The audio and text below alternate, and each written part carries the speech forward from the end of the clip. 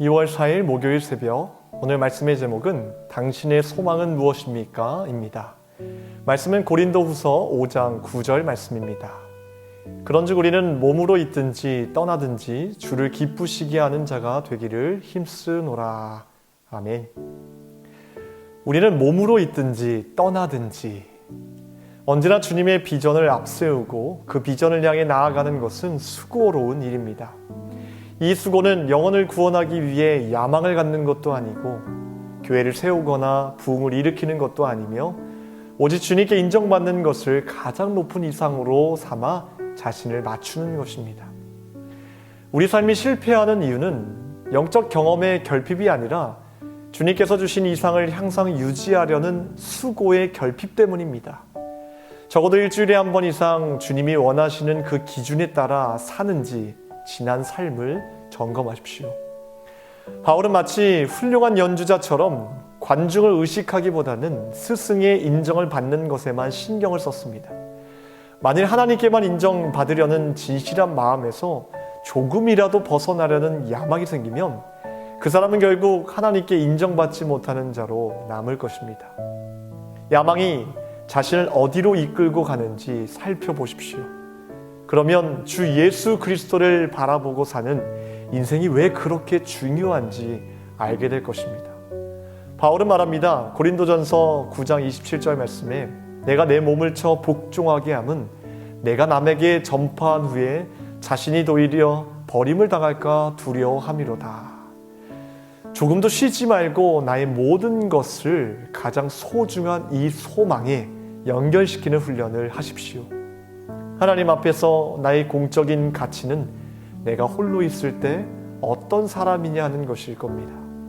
당신의 가장 소중한 소망은 주님을 기쁘시게 하고 그분께 인정받는 것입니까? 아니면 아무리 고상해 보여도 주님께서 받으시기에 곤란한 것입니까?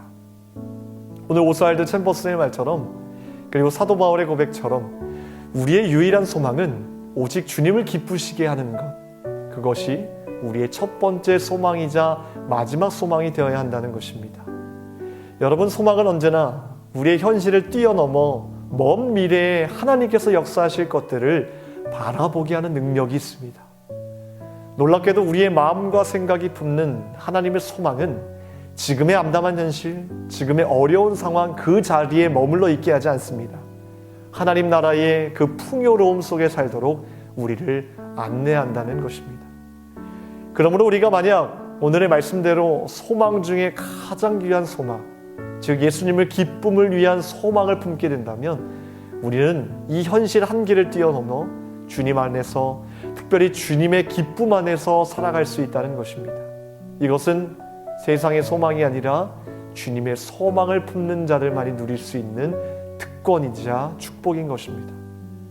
더 이상 현실이 주는 고통 속에서, 세상이 말하는 유혹 속에서 이리저리 흔들리고 저리 흔들리는 삶이 아니라 하나님의 말씀이 내 삶을 주도하는 삶, 하나님의 기쁨이 내 삶에 가득 채워지는 삶, 그리하여 내 주변에 있는 많은 사람들에게 빛과 소금의 역할을 감당하는 삶으로 나아가게 되는 것입니다. 이런 삶으로 나아가기 위해서는 반드시 우리의 소망이 달라져야 된다는 것입니다. 오늘 오스왈드 챔버스의 고백 중에 제 마음 가운데 가장 와닿은 말씀은 이것입니다. 우리 삶이 실패하는 이유는 영적 경험의 결핍이 아니라 주님께서 주신 이상을 항상 유지하려는 수고의 결핍 때문이다.